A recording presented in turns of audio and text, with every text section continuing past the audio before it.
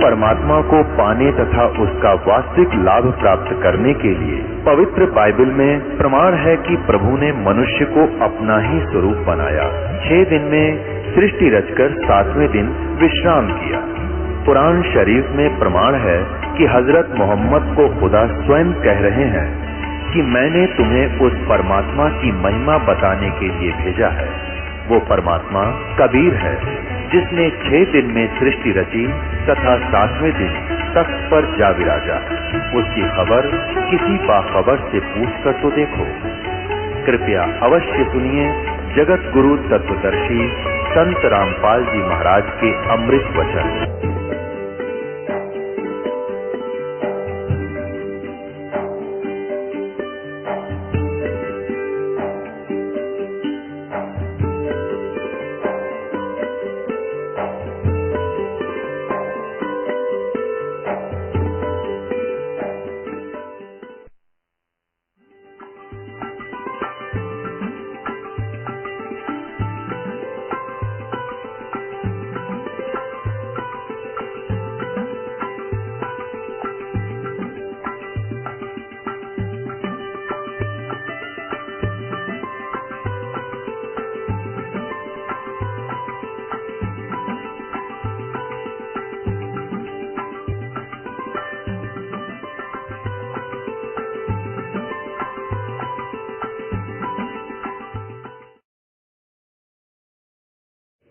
तो ये ब्रह्मा विष्णु महेश ब्रह्म पर ब्रह्म ये स्थिर नहीं है, ये स्थायी नहीं है, ये अस्थायी है, ये नाशवान है। तो इसलिए हमने उस स्थिर को पकड़ना पड़ेगा, सत्पुरुष को, जो कभी मृत्यु को प्राप्त नहीं होता। और वहां गए प्राणी कभी लौटकर संसार में नहीं आते। गीता जी अध्याय नंबर 15 के श्लोक 1 से 4 तक प्रमाण है। अब इन ब्रह्मा विष्णु महेश की साधना करने वालों का भी कितना ठोर ठिकाना नहीं, क्योंकि ब्रह्मा विष्णु महेश नाशवान है। इनके भक्त भी ऐसे ही रुड़े रहेंगे, संसार में पार नहीं हो सकते। अपने आत्मा ये बार बार सदग्रंथ दिखाना अति आवश्यक हो गया, क्योंकि प्रत्येक प्राणी में एक जैसा ज्ञान फीड है। परमेश्वर कहते हैं कबीर, ये माया अटपटी और सब घट आण अड़ी, किस किस न समझाऊं या तो कुआ भांग पड़ी। यानी हम भी उसी तरह साफ हुए हैं। इतना ज्ञान सुनकर दिमाग में सेट हुई है बात, वह सचमुच हम सदग्रंथ के विरुद्ध साधना कर रही थी। बहुत समय लगा, कई बार तो सुनने को जी नहीं करा ये बातें कि ले ब्रह्मा विष्णु में इससे भी ऊपर कोई भगवान बतावे हैं, अच्छे नालायक आदमी है। दुख भी होता था, लेकिन जिज्ञासा थी कि देखा यो के बताओगा, कहाँ लिख रखा है। वो देखा तो फिर वह सच्ची पाई, और दो सच को नहीं माने फिर तो उसका इलाज के कुआं में पड़े फिरते ना माने। जानबूझ साची तुझे करे झूठते ने, अर्ता की संगति प्रभु स्वप्न में भी ना दे। किसी नालायक तो बात भी नहीं करे, जो आंखें देख रहे सदग्रंथों में लिखा फिर भी नहीं मानता, वो तो पशु है, उसकी संग भी नहीं कर दे परमात्मा। अब देखो, देखिएगा श्रीमद् देवी भागवत गीता प्रेस गोरखपुर से प्रकाशित है। इसमें ये दिखाना चाहते हैं कि थिर पकड़ थिर रहिए, ब्रह्मा विष्णु महेश अविनाशी नहीं है, ये थिर नहीं है।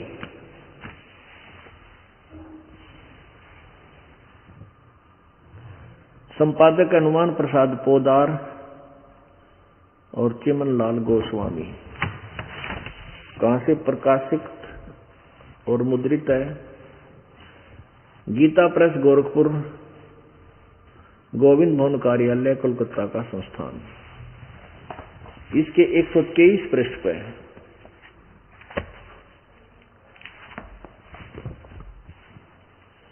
ये देखिएगा, तीसरा स्कंद प्रश्न नंबर 123।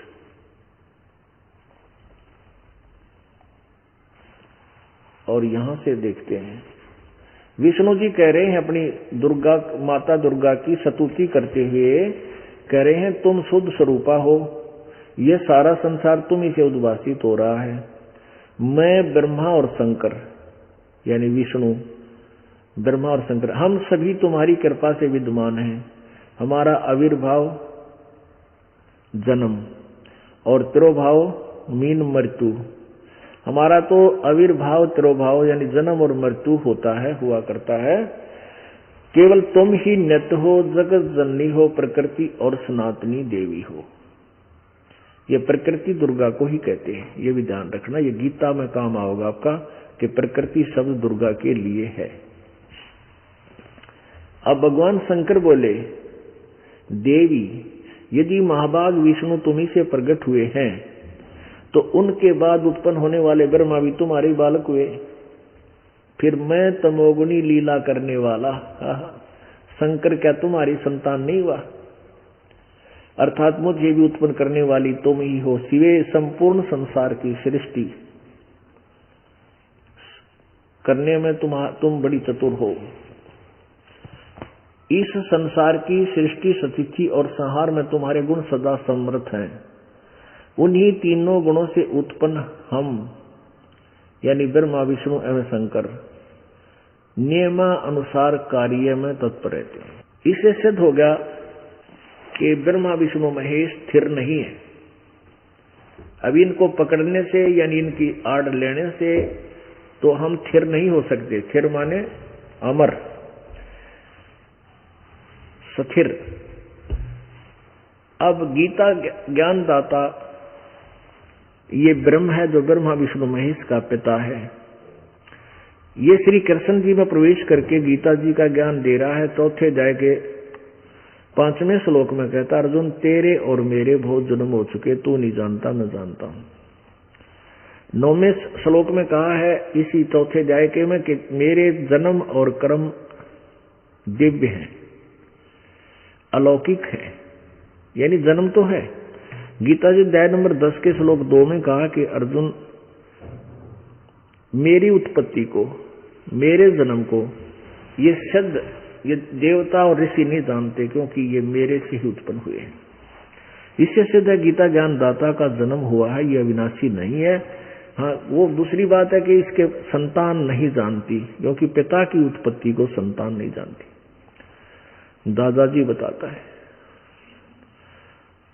तो कौन ब्रह्मा का पिता है, कौन विष्णु की माँ और शंकर का दादा कौन है, हमको दे बता। तो शंकर का दादा, इनका दादा कौन है? जो ब्रह्म का पिता है। वो कौन है? वो परम अक्षर ब्रह्म है, वो पूर्ण ब्रह्म है, सत्य पुरुष है जो कबीर देव है। अब कबीर देव ने, उस पिता ने आकर के इस ब्रह्म की उत्पत्ति बताई है। पहले की निरंजन राई, पीछे से माया उपजाई, माया रूप देखती शोभा और काल निरंजन तन मन लोगा। तो उस परमेश्वर ने इसकी उत्पत्ति बताई है और फिर उससे ब्रह्म से फिर उत्पत्ति हुई है। 3 पुत्र अष्टंगी जाए, ब्रह्मा विष्णु शिव नाम धराए। तो उस दादा ने यानी सबके मालिक ने, कबीर देव ने आकर इसकी उत्पत्ति भी बताई। तो इससे सिद्ध है कि ब्रह्म भी नाशवान है। ये 8वें अध्याय के 13वें श्लोक में कहता, ओम इति एक अक्षरम ब्रह्म धारण मां मन स्मरण ये प्रयाति तजन देहम सयाति परमाम गतिम।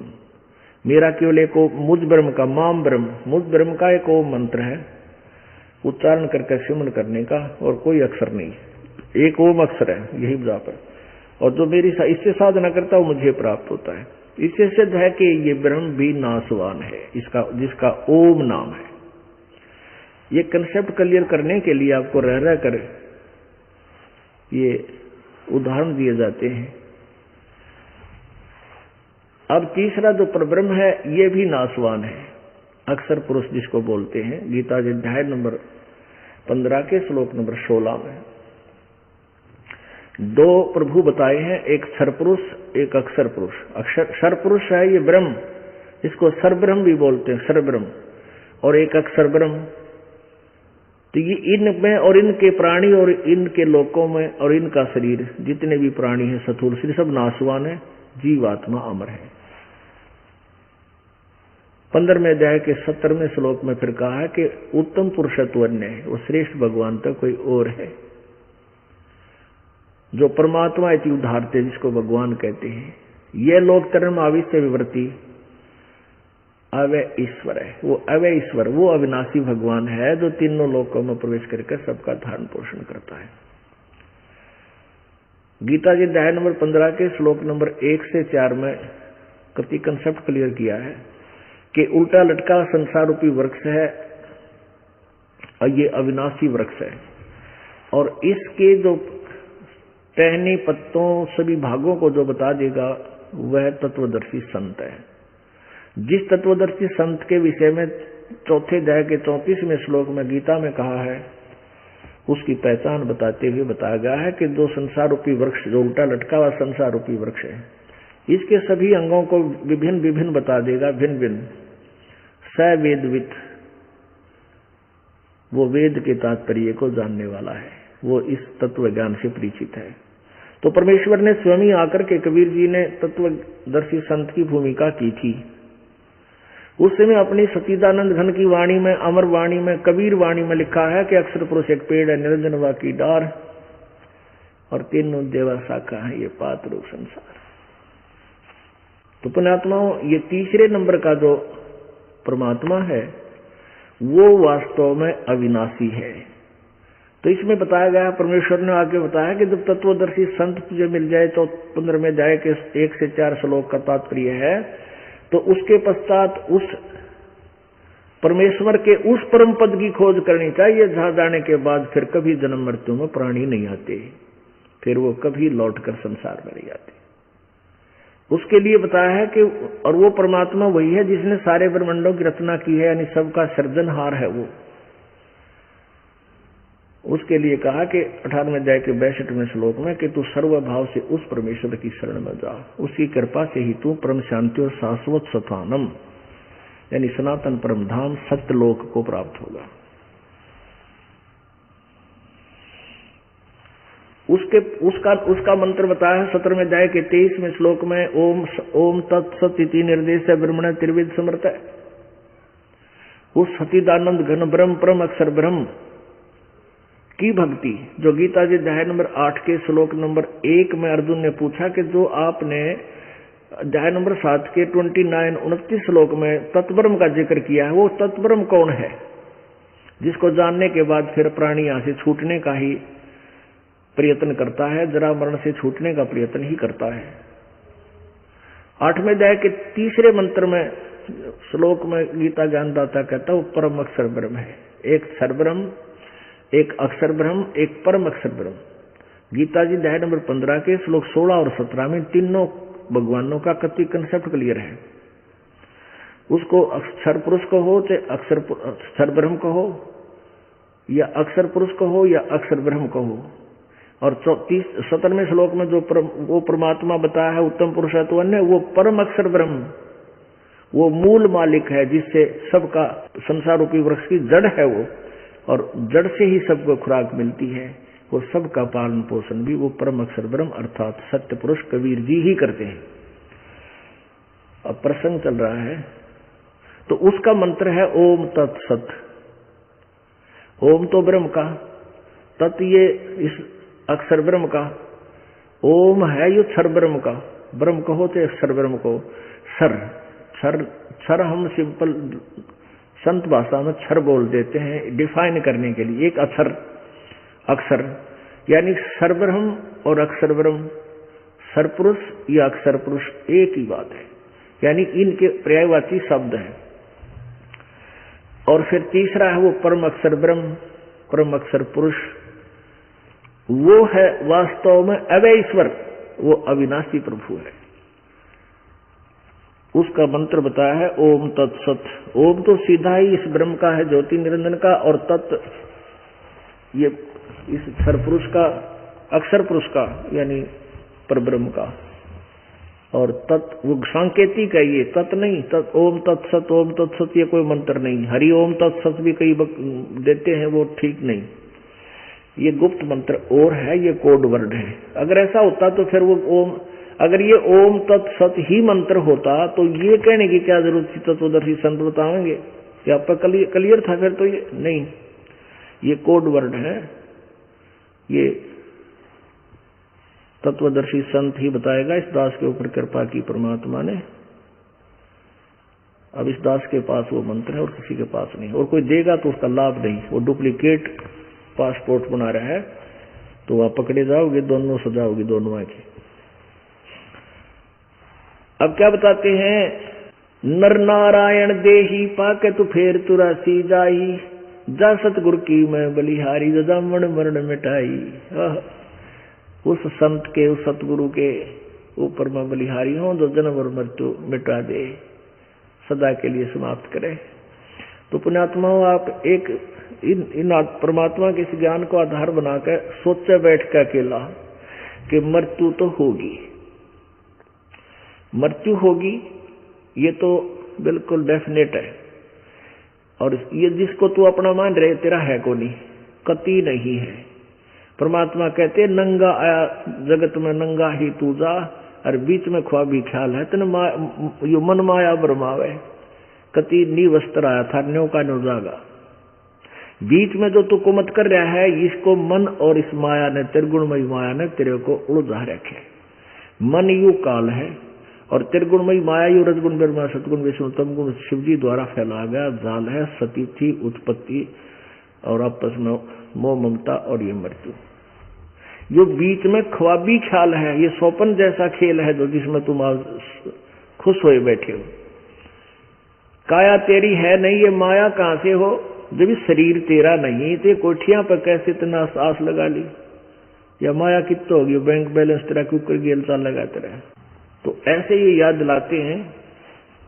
तो फिर हमने क्यों ना हम आस्था सिद्धि कर ले भगवान, फिर यहां ना आवे आगे, तो फिर यह योगाटा फिर शुरू, ये रेट का तेली वाला कोल्लू फिर शुरू, बच्चे हुए जन्म हो गया है, फिर किसी कर्मानुसार किसी रोजगार मिला, किसी ना मिला, कोई मजदूर कर रहा है, कोई कुछ कर रहा है, संतान होगी वही ना हुई वही, जब फिर उनकी चिंता, पालो पोसो पढ़ाओ, कोई मर गया कोई बच गया, किसी का कुछ हो गया किसी का कुछ हो गया, यानी 24 घंटे टेंशन, ये दुख, फिर मृत्यु, फिर बुढ़ापा, बिरान माटी।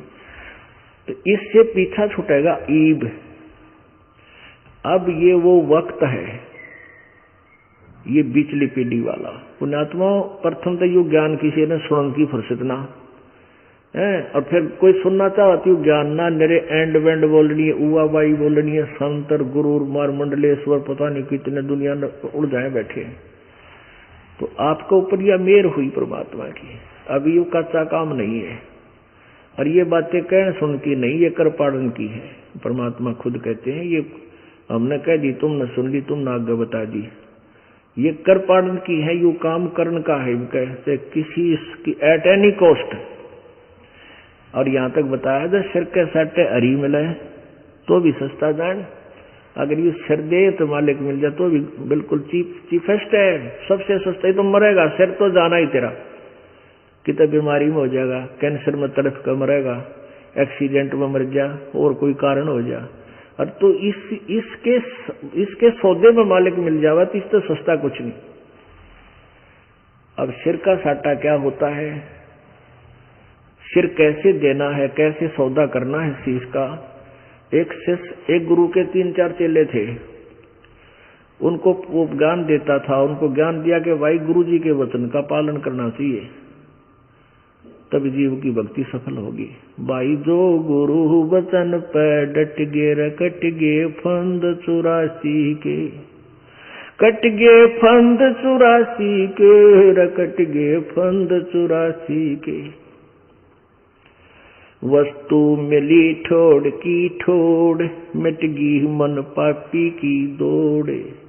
वस्तु मिली ठोर की ठोर, मिट गई मन पापी की दौड़। बरम मिटे मथुरा काशी के, बरम मिटे मथुरा काशी के।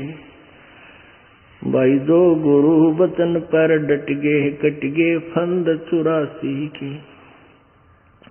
अब ये नियम सही है, परमात्मा भी कहते हैं गुरु वचन निश्चय कर माने, और पूरे गुरु की सेवा ठाने, पूरे गुरु की आड़ लेवे।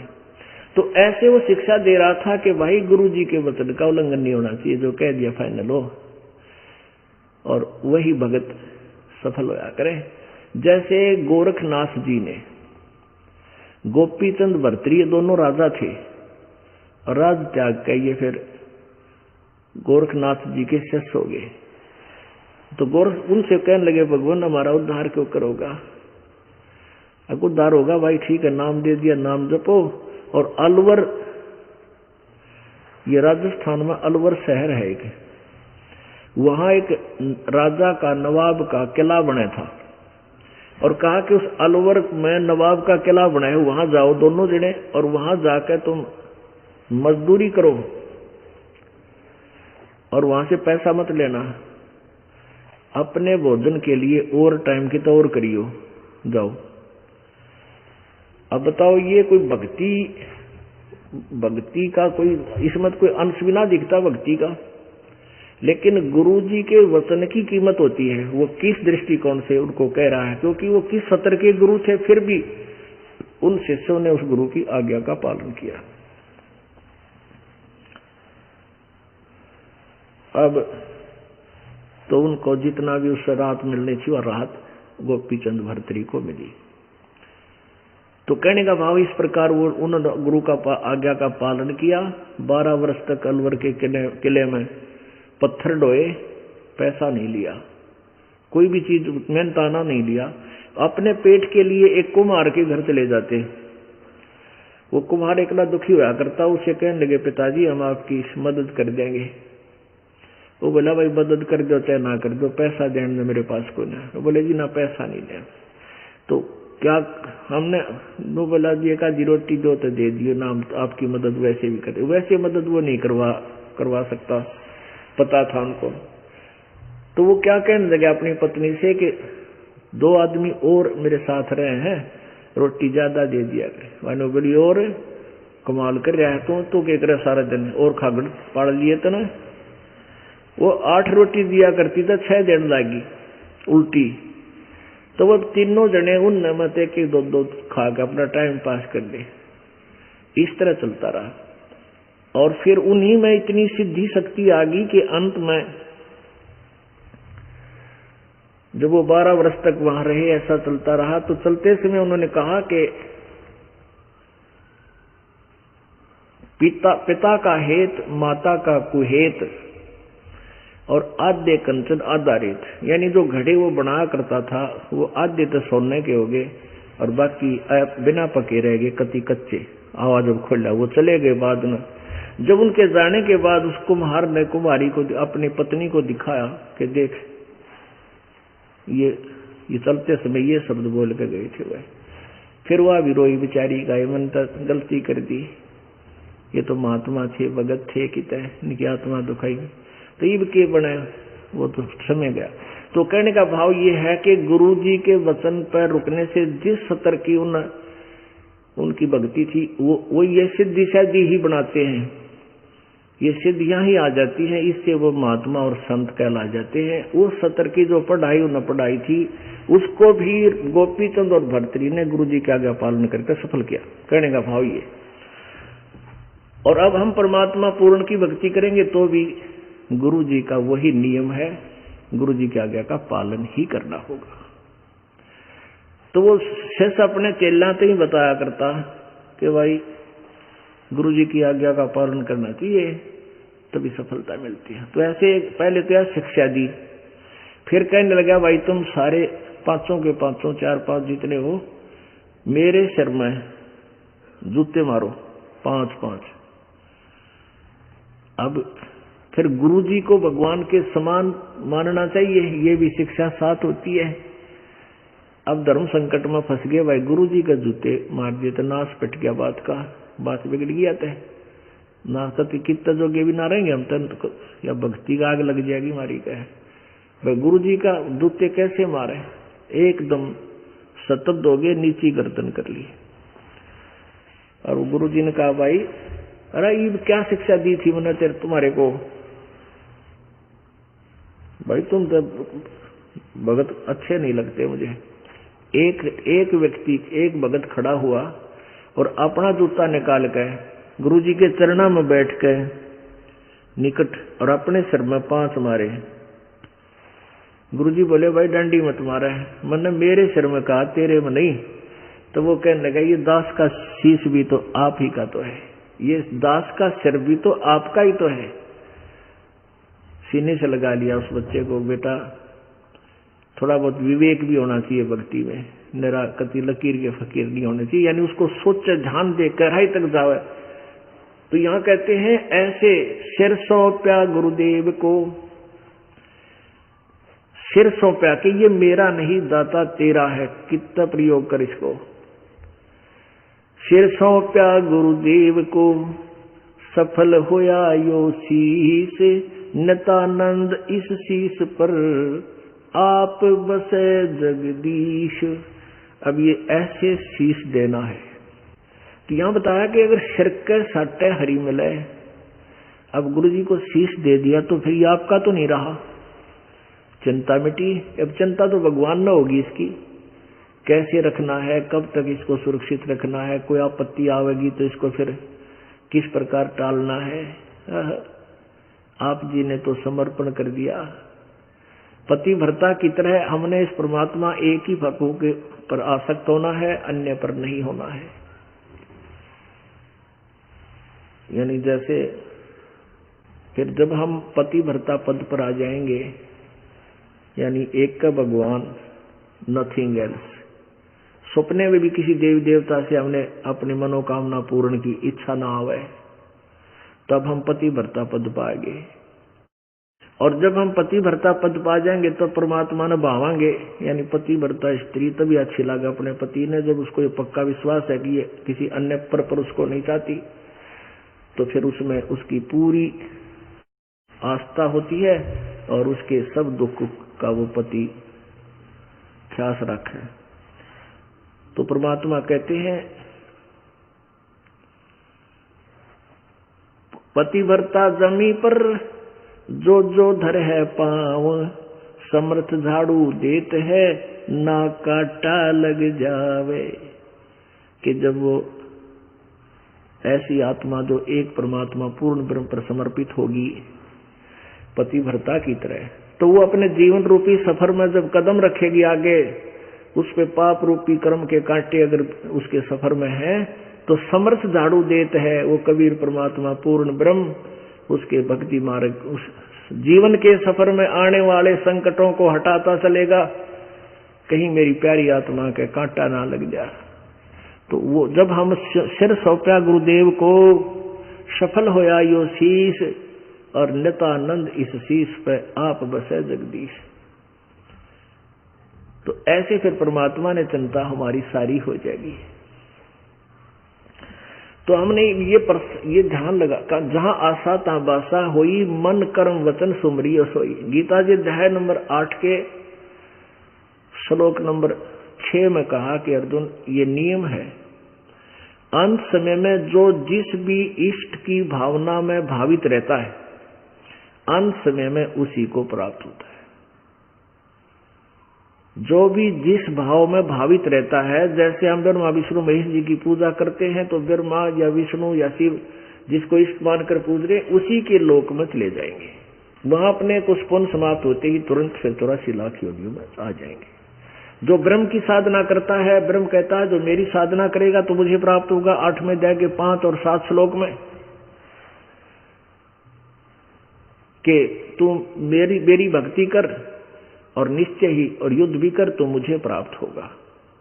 8वें अध्याय के ही 8, 9, 10 3 श्लोक में कहा है कि उस सच्चिदानंद घन जिसके विषय में 18वें अध्याय के 62वें श्लोक में, 15वें अध्याय के 1 से लेकर 4 श्लोक में और भी बहुत से स्थानों पर जिसके विषय में जानकारी दी है, उस तत्व ब्रह्म की साधना करता है। 8वें अध्याय के 3रे श्लोक में जिसके विषय में कहा वो परम अक्षर ब्रह्म है। जो उसकी पूजा करता है, उसकी पूजा, उसके मंत्र का संकेत दिया है 17वें अध्याय के 23वें श्लोक में कि उसका मंत्र है ओम तत्सत। ओम तो ब्रह्म का, तत् और सत ये सांकेतिक है, ये परब्रह्म और पूर्ण ब्रह्म के ये दास बताएगा। ये पूरा मंत्र 3 मंत्र का एक ही बन जाता है। पुण्यात्माओं, ये सारा कुछ कथा सुना के आपके हृदय में यो ज्ञान फीड करना है, मेरा उद्देश्य ये है।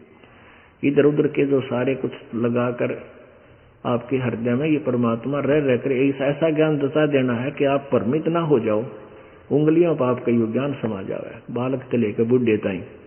और ये ज्ञान कोई बड़ी बात नहीं होती, अनपढ़ भी इस बात को समझ सकते हैं, वो कम से कम बुद्धि तो इतनी रखते हैं, रह रह कर यो ज्ञान सुनेंगे।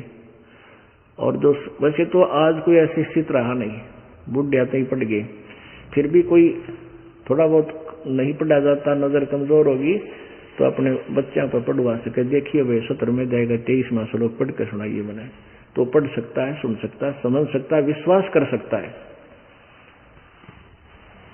ऐसे ही भी ये काम बन जाएगा। तो कहने का भाव ये है कि वो उस परमात्मा की भक्ति करता है, यानी उसमें भावित हो जाता है, तो उसके पास भक्ति के बल से, योग के बल से, भक्ति की कमाई से वहां सतलोक चला जाएगा, उसके पास चला जाएगा।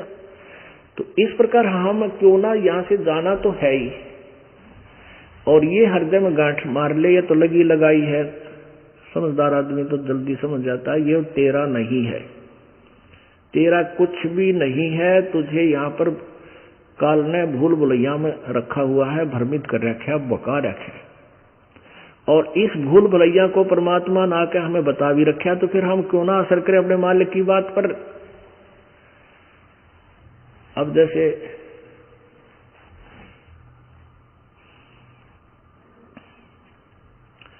नित्यानंद जी ने कहा कि शब्द सैन सतगुरु की पेछाणी, पाया अटल सुहागरे, नित्यानंद महबूब गुमानी, परगटे पूर्ण भागरे। शब्द सैन सतगुरु की पेछाणी। सैन, सैन माने संकेत। जैसे कोई आपत्ति का समय हो और कई व्यक्ति इकट्ठे हो रहे हों, कोई संकेत करना हो तो अपने व्यक्ति को कोई संकेत से करते हैं, यूं करते हैं, यानी ये सैन होती है। वहां बोलने की जरूरत नहीं, वो समझ जाना चाहिए कोई क्या बताना चाहता है, खिसक ले आ देते हैं, वो सैन है, वो संकेत है। कहते हैं शब्द सैन सतगुरु की पहचानी, और पाया अटल सुहागरे। बुद्धिमान को तो यह सैन बतेरी, ये संकेत बतेरा कि ये काल का लोक है, ये रण का स्थान नहीं है, और जहां आसाता बासा हुई, अगर तेरी आस्था यहीं रहेगी तो यहीं फिर आ जा कि तक कुत्ते गधे की जोनी पाग है।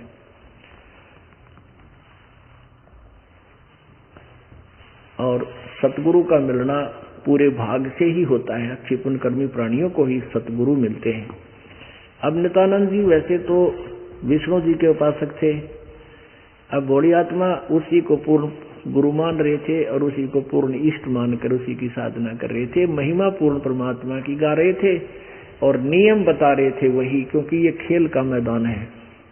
जिला स्तर पर खेलेंगे तो भी नियम वही है, और स्टेट स्तर पर खेलेंगे तो भी वही है, और नेशनल स्तर पर खेलेंगे तो भी नियम वही रहेंगे। इंटरनेशनल खेल खेलेगा तो भी मर्यादा वही होती है। तो इस प्रकार ध्यान रखना। तो हमने कहाँ जाना है ये ध्यान रखना है। हमने सतलोक जाना है। उसके लिए क्या बता रहे हैं? नर नारायण देहे पाके तू फिर 84 जाई, जा सतगुरु की मैं बलिहारी, जो जामन मरण मिटाई। तो जामन मरण नहीं मिटेगा भाई, पहले तो भक्ति करो, भक्ति करके फिर आस्था यहां से हटाओ।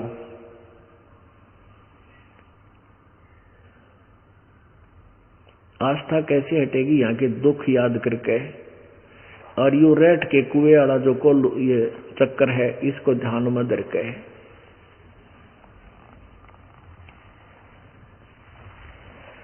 क्या बताते हैं? कुल परिवार तेरा सकल मसीह। जब ये मृत्यु हो जाएगी, मरो तो सारे गे ना, जो भक्ति नहीं करते उनकी मृत्यु होगी, और हम भक्ति करते हमारी भी मृत्यु होगी। लेकिन हमारी और अन्य की मृत्यु में बहुत अंतर होगा। परमात्मा कहते हैं आए हैं सो जाएंगे राजा रंग फकीर, एक सिंहासन चढ़ कर जाए एक बंदे जात वजीर। जो भक्त हैं वो तो परमात्मा के जहाज में बैठ कर जाएंगे, ठाठ से ची ची कर दे। और भाई जो अपराधी हैं, अपराधी कौन है? जो भक्ति नहीं करते। गीता जी अध्याय नंबर 3 के श्लोक 10 से लेकर 15 तक स्पष्ट किया है कि जो परमात्मा ने तुम्हें निमित्त में दिया है धन और उसमें से जो दान नहीं करता, यज्ञ नहीं करता, वो चोर है मालिक का। परमात्मा भी अपनी अमर वाणी में कहते हैं, जिन हर की चोरी करी और गए राम गुण भूल, ते बिदना बागुल किए वो रहे उर्दमुख झूल। जिन हर की चोरी करी, जो चोर है, भगवान की भक्ति नहीं की, दान धर्म किया नहीं, तो वो राम नाम, राम के गुण भूल गए, भगवान के गुणों से अपरिचित रहे, तो उनको परमात्मा ने बागुल पक्षी बना दिया। एक बागुल पक्षी होता है, वो उसका 2 पैर होते हैं, पैर 2 ही होते हैं, और ऊपर को वो कैसे बैठता है वृक्ष पे, नीचे न मुंह कर रखता है, ऊपर लटका रहता है पैरों से, नीचे न मुंह करके, और मुंह से ही खाता है, मुंह से ही टट्टी करता है। उसको ऐसी सजा दे रखी। कहते वो ऐसी ऐसी योनियों को प्राप्त होगा। तो जो अपराधी हैं उनको यम के दूत जंजीरों से बांध कर ले जाएंगे, जाएंगे सभी, आए हैं सो जाएंगे राजा रंग फकीर,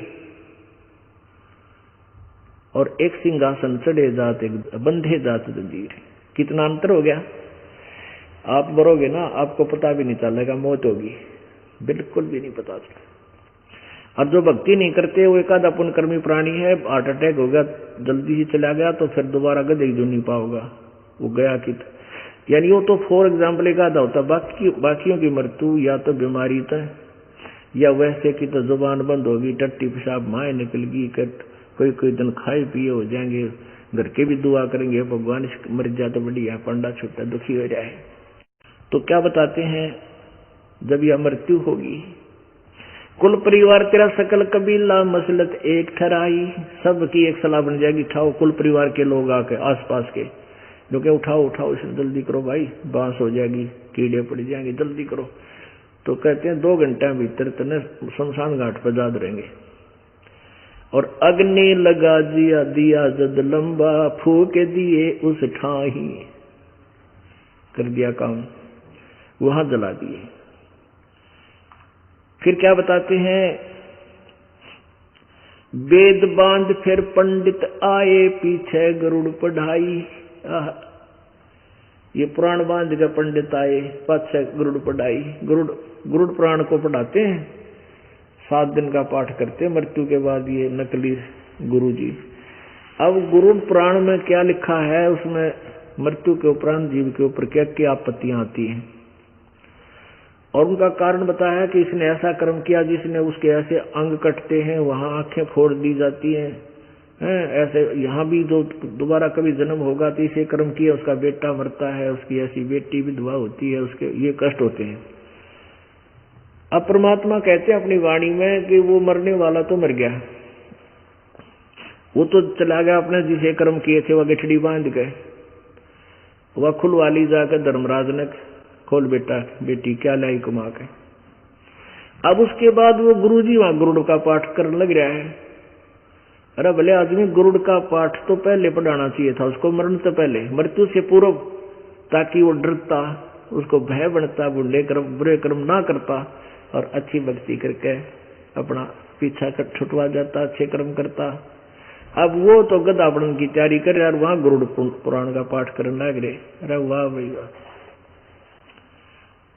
यह तो वह बात होगी, वह कील लाग रही खुरा में ट्रीटमेंट घुटने का, पशु के बैल के कील तो लाग रही खुरा, नीचे खुरा में, और गोड्डे पर पट्टी बांधे तरह के जो।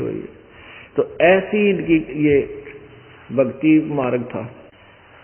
अब क्या बताते हैं, प्राण बांध फिर पंडित आए, पीछे गरुड़ पढ़ाई, नर से ती फिर पशुआ की जय, गद्दा बैल बनाई, ये 56 भोग कहाँ मन बोरे, कि तकुर्री चुगने जाई। अब क्या बताते हैं कि वहां तो वो गरुड़ जी भी का पाठ हो रहा है, और वो क्या होता है, नर से ती तो फिर पशुआ की जय, गद्दा बैल बनाई। और ये सुंदर आहार, आज भूख लगे जब दूध पी ले, चाय बनवा ले, पकौड़े खावे, समोसे लड्डू जलेबी रोटी अच्छी सब्जी दाल,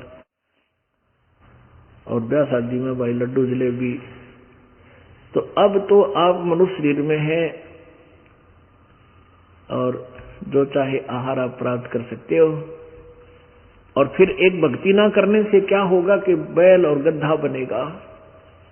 ये 56 भोग कहाँ मन बोरे कि तो कुर्डी चरने जाई। पुणात्मा कलजा पाट जा, भांग उतर जाता आपकी। ये भांग का, ये त्रिगुणमयी माया का जो नशा आपका है, ये धीरे धीरे उतरेगा, क्योंकि एंटीबायोटिक ट्रीटमेंट लंबा है, थोड़ा समय लगेगा, उतर जाएगा, कति उतरेगा। यानी बहुत काम आओगी आपके साधना। तो इन बातों ने याद आओगे ना, कलेजा हिल जा आदमी का। और भक्ति करे डट के, बुरे काम तो बच जाए, कति बुराई नहीं करे, भूखा रह ले एक टाइम, वो अच्छा है। नरसेती फिर पशुआ की जय गद्दा बैल बनाई। ये 56 भोग कहाँ मन बोरे है कि तकुर्डी तुरने जाई। प्रेत शिला पैदा बिराजे पितरों पिंड भराई। और बहुत श्राद्ध खान को आए काग भय कलमाई। जय सतगुरु की संगत करते तेरे सकल कर्म कट जाई। अमरपुरी पर आसन होते जहां धूप ना छाई। सुरत नृत मन पवन पियाना शब्द शब्द समाई। गरीबदास गलतान मैन में मिले कबीर गोसाई। अब क्या बताते हैं कि जब ये प्राणी मर जाता है, मृत्यु हो जाती है, शरीर छूट गया, तो इसको क्या करते हैं, फूल उठाओ, फूल यानी इसके अस्थियां उठाओ और कहां ले जाओ, गंगा में ले जाओ, गंगा में। किस लिए कि इसकी गति हो जाएगी। गुरुजी बताते हैं कि इसकी गति हो जाएगी तुम्हारे माता पिता की, और इसको गंगा में अस्थियां बहा का हुआ तुम्हारे विशेष गुरु के माध्यम से। तो यहां से जाते हैं अस्थि लेकर के गंगा के घाट पर, वहां गुरुजी और अक्षेत्र वाइज न्यारे न्यारे वहां गुरुजी हैं जो गति करने वाले हैं, मोक्ष करने वाले। तो वो फिर वहां अस्थि डालते हैं, उनके फिर पैसे पूजा मांगते हैं। अब होगी गति, पिताजी के फूल डाल दिए, अस्थि डाल दी गंगा में, गति कर दी। फिर कहेंगे भी इनके जो है ना 13वीं करो, किस लिए कि उसकी गति होगी। फिर कहेंगे इसका महीना, पहले महीना और फिर 6 महीने और फिर 6 माही करती, यानी उसमें विशेष प्रोग्राम होता 6 माही में, और फिर वर्षोधी वर्षी उसमें फिर विशेष। तो सारा क्रिया क्या थी, पिता की या माता की गति करावाएंगे, वो गुरुजी कराया करते। फिर कहते हैं भी इनके काटो श्राद्ध, ये पितर बन गए, और फिर जो कि इनके पिंड भरवा दो। किस लिए कि भूत जूनी छूट जाएगी, इनकी गति हो जाएगी। फिर श्राद्ध निकालते हैं, तो श्राद्धों के दिनों में कहते हैं सबसे पहले जब वो श्राद्ध निकालेगा, गुरुजी कहेगा कि ऊपर रखो कुछ भोजन, कौवे खा लेंगे। कौवे किस लिए खाएंगे कि हो सकता है तुम्हारे माता पिता कौवा बन गए हो। अरे तेरा गजब हुई हो। अब परमात्मा कहे हैं कहां से गति कराने लगे थे और कौवा बना के छोड़ दिया। वो पिताजी का कौवा बनवा दिया। परमात्मा कहते हैं रे भोली सी दुनिया गुरु बिन कैसे सरिया। भाई जीवित बाप गेल लठम लट्ठा मुए गंग पोचैया। जीवित बाप की तो कदे सेवा नहीं करी, और उस वो गुरुजी आया करते 1 महीने उसकी पूजा करें, अंध्याय महीने, और फिर 13 दिन उसकी बटेवी की तरह सेवा। जो मांगे वाई ले दादा, जो मांगे लिया दादा। कदे पिताजी की गति में, यानी वो कदे भूत बढ़कर सेध ना जातम ना फिर समारे, वह गति न्यू थी, और कोई पिताजी से कोई लेन देन नहीं रहा। फिर मेरे पास मर गया मर गया, डरते नो करा करते, कदे भूत बनकर फिर आसिद है। जानते हैं कील गाड्या करते जड़िया में, कदे फिर उल्टा ना आ जा। अरे ये वो बाप दुश्मन हो गया, ये उसके सहारे पर बंद कर दिए, वापस नहीं आ जा। कबीर परमेश्वर जी कहते हैं रे बोली सी दुनिया सतगुरु बिन कैसे सरिया। जीवित बाप गिरता लट्ठम लट्ठा, और मरे पाछे गंग पोतैया, गंगा ले गए। और जब आवे आसुद का महीना वो कौआ बाप बनैया। रे बोली सी दुनिया, जब आसुद का महीना आया वो कौआ बाप बना लिया कि हो सकता है ये तुम्हारे पिताजी हो, और ये देख खा गया ना कौआ, तेरे पिता को भोग लग गया। ये ऐसे थे हमारे गुरु जी, जिन्होंने कति रांद काट रखी, सारे भक्ति मार्ग का बट्ठा बैठा रखे। तो यहाँ क्या बताते हैं, परेशिला पैजा बिराजे पितरो पिंड भराई, और बोर श्राद्ध खान को आए, फिर काग वहे कली माही। पहले पिंड भराए, फिर श्राद्ध निकाले, और कौवा बनकर फिर वो श्राद्ध खान आएगी, श्राद्ध खान आएगी।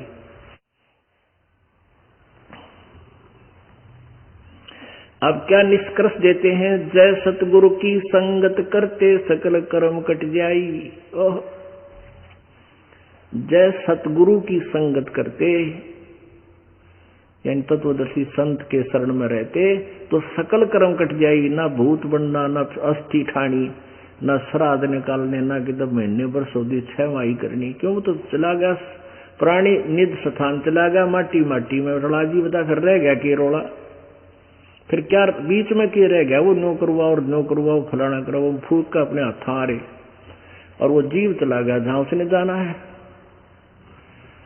अब हमारा भक्त, परमात्मा के भक्त सतलोक चला जाएगा। तो कहते हैं, जय सतगुरु की संगत करते सकल कर्म कट जाई। अमरपुरी पर आसन होते, जहां धूप ना छाही। उस मन तू चल रे सुख के सागर, जहां शब्द सिंधु रत्नागर। मन तू चल रे सुख के सागर, जहां शब्द सिंधु रत्नागर। कहते अमरपुरी पर आसन होते, उस सनातन परम धाम पर पहुंच जाते तुम। जो गीता जी दहन 18 के श्लोक नंबर 62 में जिसके बारे में कहा, 62 में,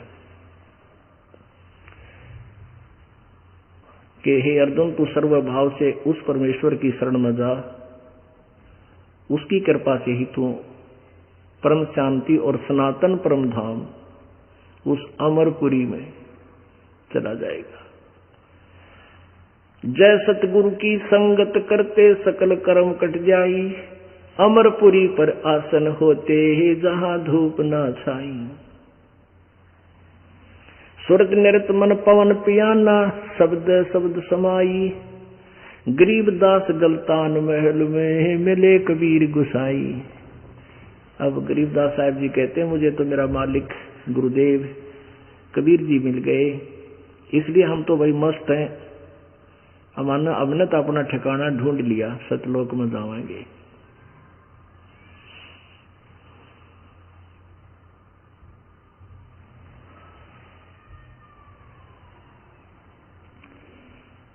तो पुण्यात्माओं, परमात्मा ने यही बताया है कि मन तो चल रे सुख के सागर, जहां शब्द से दूरत नागर। कोटि जन्म तन भरमत हो गए, कुछ ना हाथ लग्या रे। कुकर सुकर खरबा बोरे, कौवा हंस बुगारे। कोटि जन्म तू राजा के, ना मिटी ना मन की आशा। और भिक्षक होकर दर दर घूम लिया, ये मिला नहीं निर्गुण रासा।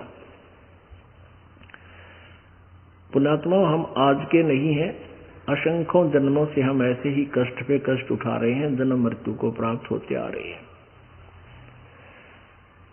परमात्मा हमें याद दिलाना चाहते हैं कि तुम बहुत पहले अच्छी आत्माएं भी रही हो, फिर नरक में भी चले गए हो, देवता भी बने हो, राजा भी बने हो, कई बार बने हो। एक बार मार्कंडे ऋषि एक कीड़नाल को देख रहा था। इंद्र स्वर्ग का राजा आ गया पीछे से और कहने लगा, हे स्वामी, हे महात्मा जी, आप इन चींटियों में क्या खोज रहे हो, क्या देख रहे हो?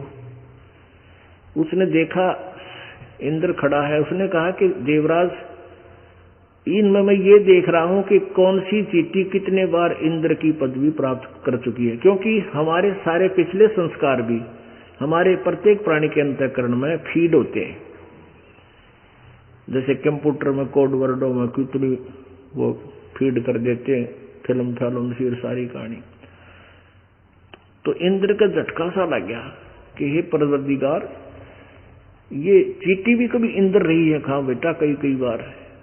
क्या देखा कि इनमें एक चींटी ऐसी है जो एक बार इंद्र बनी है, बाकी तो कई बार इंद्र की पदवी प्राप्त कर चुकी है। वो तो अब आज राजा है, इंद्र है, कल को गधा बनेगा वो तेरा गजब है कि क्या लगा इसे राज का स्वर्ग का राजा, और गधे की योनि से प्रारंभ होगा उसका 84 लाख योनियों का चक्कर।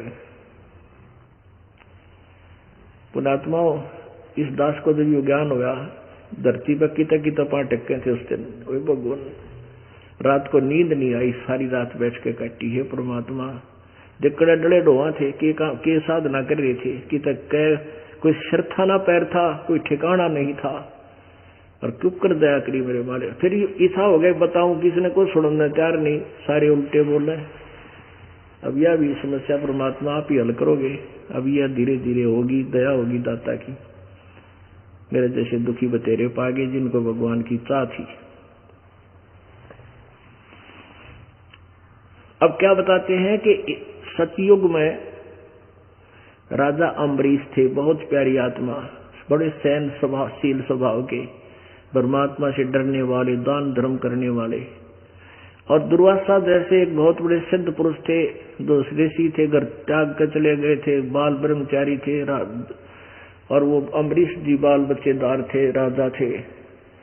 तो उस अम्बरीश जी की भक्ति इतनी श्रेष्ठ की थी, उन्होंने ऐसे भक्ति कर रखी थी, इतनी भक्ति की शक्ति थी कि दुर्वासा ने उनके ऊपर अटैक कर दिया सिद्धि से। वह सिद्धि उल्टी दुर्वासा को ही मारने के लिए दौड़ी। दुर्वासा जी ने आखिर में उसके चरण पकड़े अम्बरीश राजा के, जब उसकी जान बची। तो ऐसे महान आत्मा सतयुग में राजा, और फिर भक्ति की। वही आत्मा फिर त्रेता युग में राजा जनक हुए, और फिर राजा के पास कितने नौकर होते हैं अंडरस्टूड है। और फिर वही प्यारी आत्मा नानक जी हुए। बताओ आप, अब पुण्य खत्म हो गए तो स्वयं नौकर लगे एक नवाब के यहाँ, एक रोजी रोटी के लिए, और पहले स्वयं राजा थे, नौकर उसके हजारों की संख्या में सर्वेंट होते थे। तो यहाँ, और अगर यदि अब परमात्मा उन्हें नहीं संभालते जा करके बेई नदी पर, तो ये प्यारी आत्मा अपने पुण्य क्षीण करके 84 लाख योनियों में चली जाती है।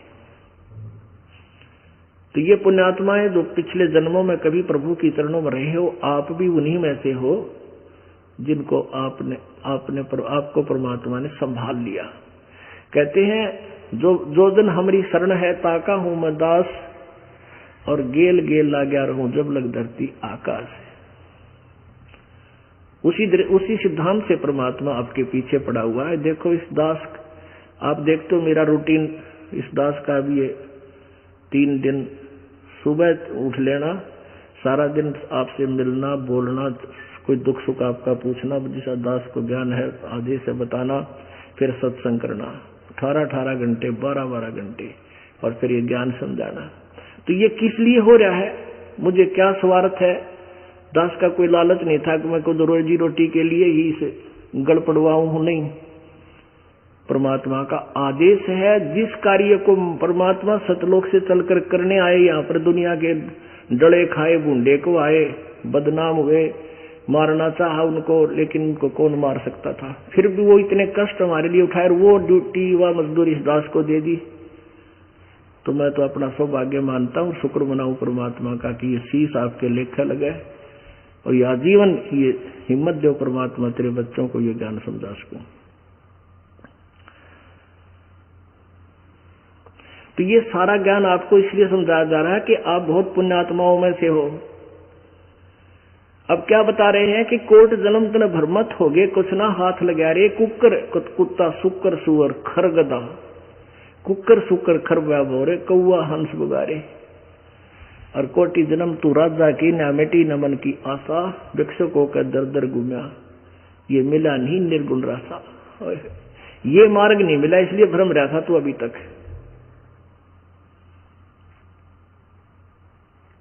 फिर क्या बताते हैं? इंद्र की पदवी जो स्वर्ग का राजा होता है, इंद्र कुबेर ईश की पदवी, और ब्रह्मा वरुण धर्मराया, और विष्णु नाथ के पुर को जाके, विष्णु लोक को जाकर फिर भी तू वापस जन्म मृत्यु में आया। असंग जन्म तन मर्चा हो गए, जीवित क्यों ना मरे रे, और द्वादश बद मैल मठबोरे बहुर ना दे धरे रे। असंख्य जन्म तो न मरत्या होगे, जीवित क्यों ना मरे। अब जीवित मरना है कि जैसे आप सत्संग की तरफ चलते हो, सोचते हो, तो कोई न कोई बाधा आपके सामने अवश्य खड़ी होती है। कुछ एक पुण्यात्मा होते हैं जिनके पास नहीं होती, लेकिन बहुत के होती है।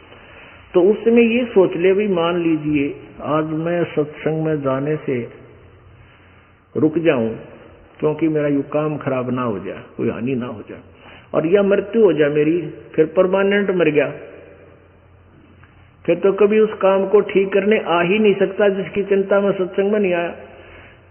और यदि आप 1-2 दिन के लिए जीवित मर के आ जाओ, न सोच लो मर गए भाई हम तो, अब कुछ भी हो पाछे थे, तो 2 दिन मरे फिर वापस चले जाओगे, तो फिर जो थोड़ा बहुत बिगड़ा, वैसे तो जो सत्संग में आते हैं उनका काम बिगड़ा नहीं करते, समझा कर ये सत्कर्म मान लेना, ये 100% समझना। जिस दिन आपके हृदय में यह बात समझ जाएगी, आपके काम नहीं बिगड़ सकते, आपके समरे पाओगे, चाहे मालिक ने खुद जाकर करना पड़ी हो। ये नियम है ईश्वर का, परमेश्वर का।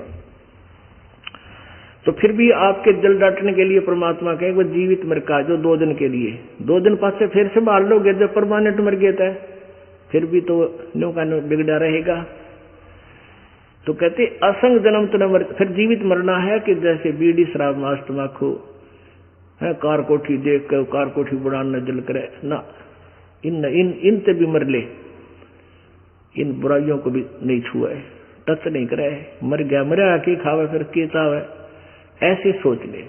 तो फिर बताते हैं द्वादश मद महल मठबोरे बहुर ना दे धरे रे। अभी तक हमें क्या बताया गया था, 10वां द्वार में पार हो जा, 10वां द्वार पार करके नहीं, ये 12 द्वार है, 12वां द्वार है सतलोक में खुलता है। 10वां द्वार है वो केवल एक ब्रह्मांड में ही रह जाता है, एक ब्रह्मांड से पार होकर शून्य में घूमता रहता है। और जो 11वां द्वार है वो 21वें ब्रह्मांड काल के 21वें ब्रह्मांड से परब्रह्म के लोक में प्रवेश करता है, वो 11वां द्वार है। और 7 संख्य ब्रह्मांड जो परब्रह्म के हैं उनसे आगे चल के जो सतलोक में प्रवेश करने का एक ही द्वार है, वो 12वां द्वार है, वो द्वादश दर, वो 12वां द्वार है। उस 12वें द्वार को पार करके हम उस स्थायी स्थान पर अमर लोक में जाएंगे। द्वादश मद मैल मठबोरे बहुर न दे धरे रे। फिर बताते हैं दोजक भी सभी तय देखे राजपाट के रसिया, और 3 लोग से तरपत नाही ये मन भोगी खसिया।